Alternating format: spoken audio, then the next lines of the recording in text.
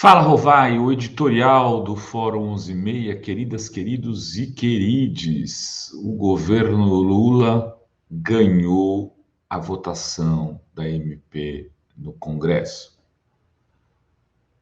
Não ganhou sozinho, foi uma vitória conciliada, mais ou menos aquilo que a gente prognosticava ontem aqui no Fala, Rovai. E no Fórum 11:30, o que este blogueiro dizia? Vai ser um braço de ferro duro, mas não interessa a nenhum dos lados impor uma derrota ao outro. Muito menos a Lira, que se desmontasse o governo ontem, não teria o que fazer. O que Lira faria? Lira ia falar, desmontei o governo. E agora vou ao impeachment? Há condições objetivas para o impeachment de Lula?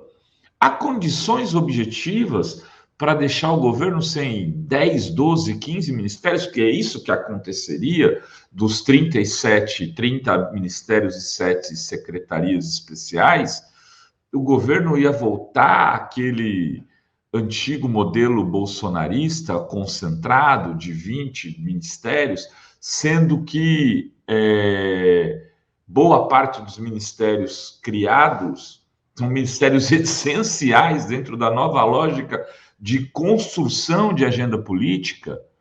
Veja, você tem um Ministério da Cultura que não existia, um Ministério do Transportes que não existia, você tem o Ministério dos Povos Originários, você tem o Ministério do Turismo, você tem mesmo das comunicações, que se dividiu da SECOM, enfim, tudo isso daria pó da noite para o dia, 17 ministros perderiam seus cargos e Lira ia falar o quê?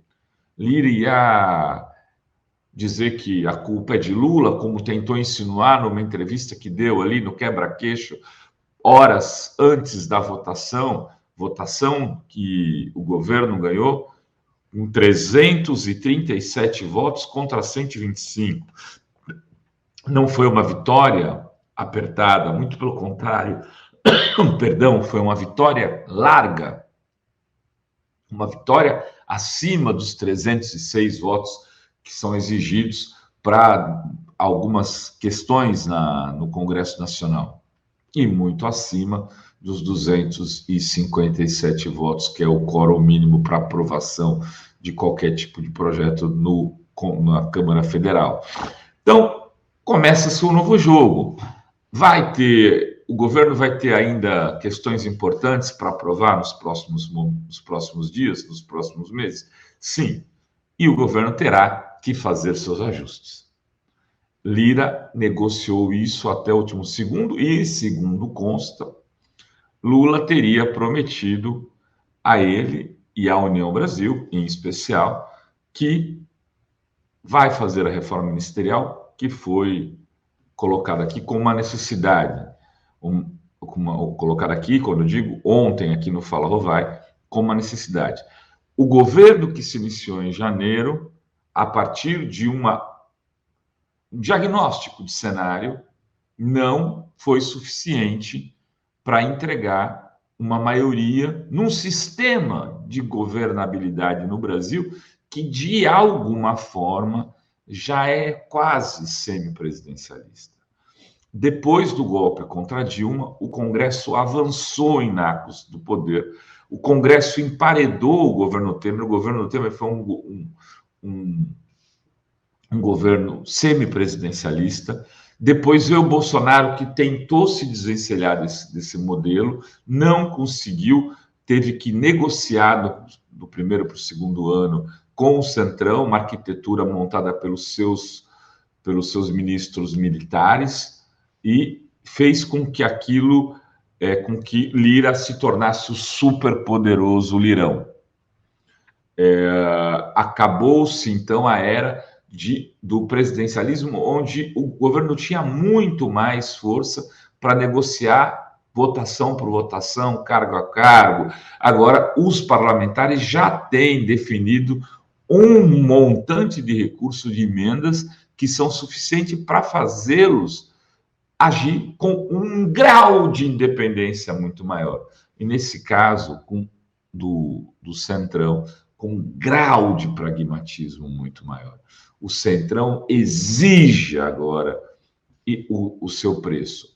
E ele aumenta o seu preço em função da fragilidade do governo. Lula mostrou ontem que não é um governo frágil. É uma análise equivocada achar que Lula é um governo frágil. Ele deixou claro que é o seguinte: olha, Lira, nós estamos dispostos a conversar.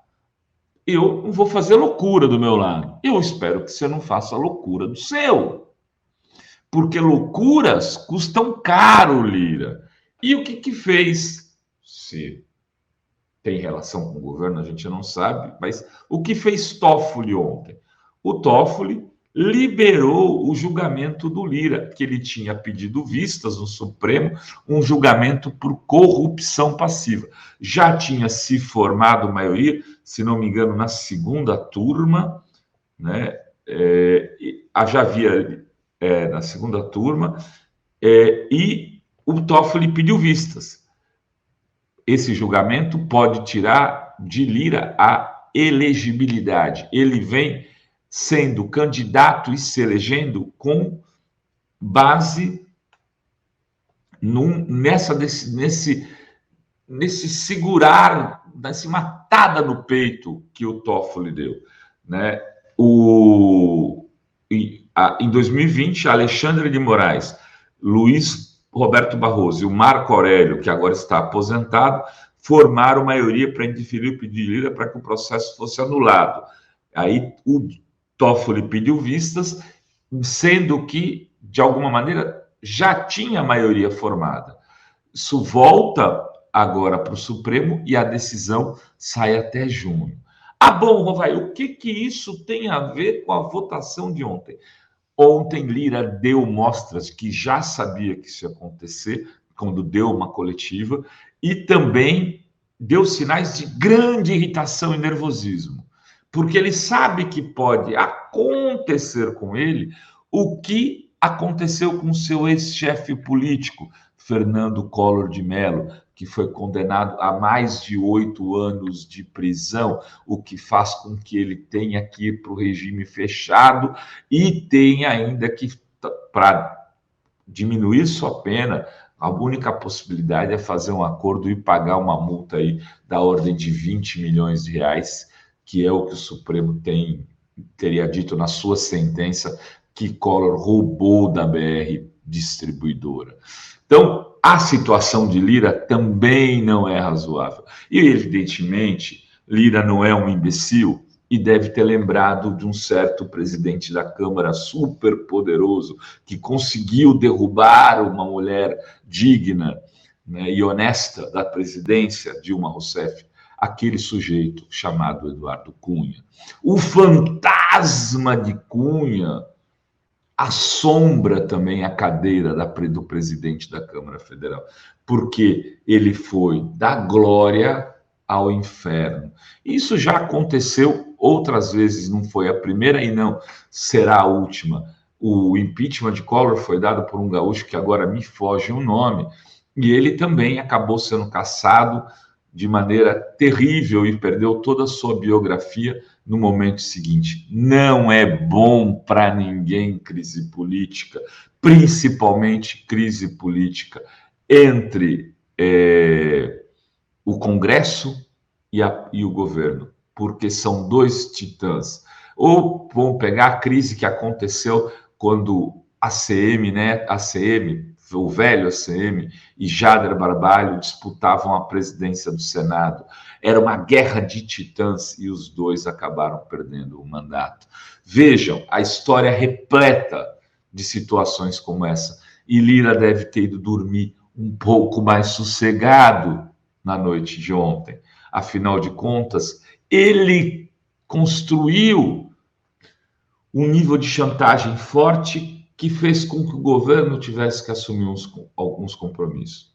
O que parece claro é que a reforma ministerial, mesmo que seja uma mini reforma, acontecerá, no mínimo, para que haja troca dos 3 ministérios dedicados ao União Brasil, né? Ou seja, o Ministério do Valdez Goss, que nem do União Brasil mas é um cara ligado ao Columbre, o Ministério da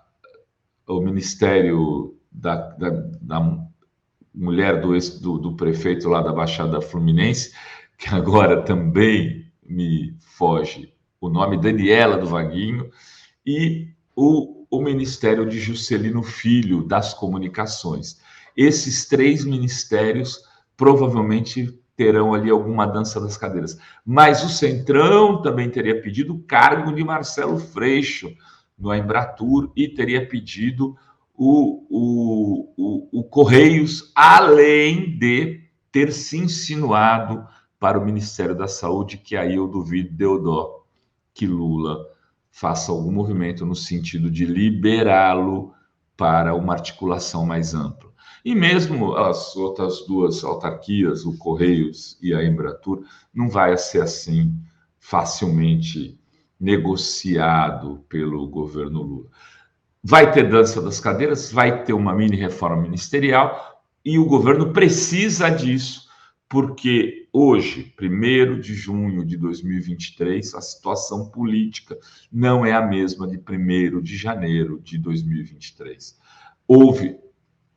Aconteceram mudanças significativas na correlação de forças e o governo, a verdade, que mesmo tendo feito 337 votos ontem, num desfile do craque do presidente da República, mostrando como se faz política, deixando a tensão ir até o limite, mesmo tendo conseguido essa votação, o governo, quando muito, tem 200 votos na sua base atualmente.